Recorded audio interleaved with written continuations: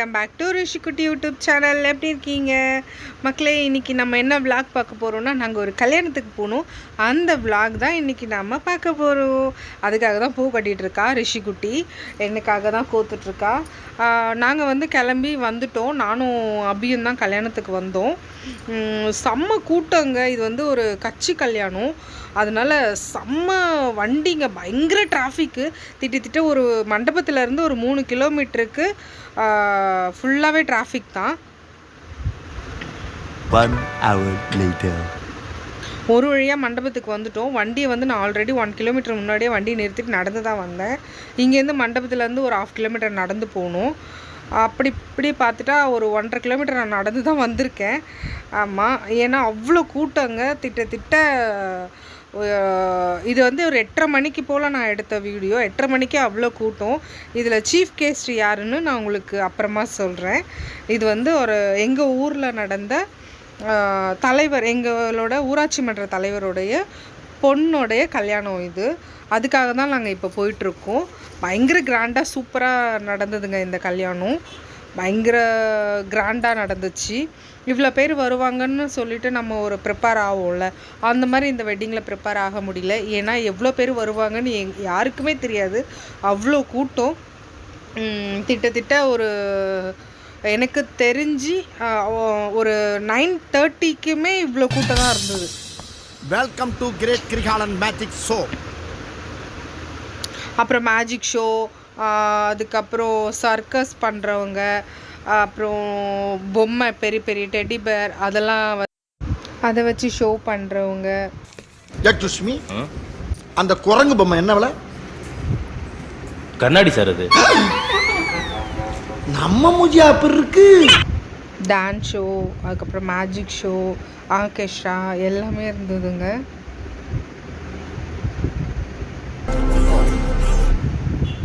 ஆரம்பிக்கலாங்களா?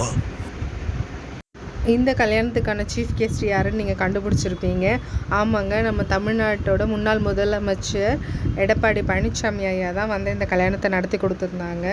அவ்வளோ சூப்பராக பிரம்மாண்டமாக இருந்துச்சுங்க. இவ்வளோ பேர் வருவாங்கன்னு அதில் அமைச்சர்களோடு எடுத்த ஃபோட்டோஸ் எல்லாம் நான் உங்களுக்கு ஆட் பண்ணுறேன். எங்களால் ஃபோட்டோஸ்லாம் எடுக்க முடியல, ஏன்னா அவ்வளோ கூட்டம், ஃபோன் கொடுத்து எடுத்துக்க முடியல. அப்புறம் எங்கள் வார்டு கவுன்சில், நானும் அபியும் போயிருந்தோம். அந்த அவுட்ஃபிட் கூட உங்களுக்கு இதில் ஆட் பண்ணுறேன். ஆமாம், அதுக்கப்புறம் இங்கே நாங்கள் ப்ரெசன்ட் கொடுக்கறதுக்காக திட்ட 1 மணி நேரமாக வெயிட் பண்ணிகிட்டு இருந்தோங்க. மண்டபத்துக்கு வெளியே வரைக்கும் இந்த க்யூ கண்டினியூ ஆகிட்டு இருந்தது. அவ்வளோ பெரிய க்யூங்க. அதை நான் தான் சொல்கிறேனே, மண்டபத்துக்கு வெளியே வரைக்குமே இருந்தது. திட்ட ஒரு 50 பேருக்கு மேலே கேமராமேனே வந்திருப்பாங்க. எல்லா ஹேங்கிள்லேருந்தும் கேமராமேன்ஸ் கேமரா எடுத்துக்கிட்டே இருந்தாங்க. அங்கே பாருங்க, பேட்ரி சேஞ்ச் பண்ணுறது, கேமரா மாற்றி எடுக்கிறது, ஆல்டர்னேட் ஆளுங்க, அந்த மாதிரி எல்லாமே ரெடியாக இருந்தாங்க. ஏன்னா ஒரு லக்ஷ்மண் ஸ்ருதிஸ் அவங்க ஆர்கெஸ்ட்ரா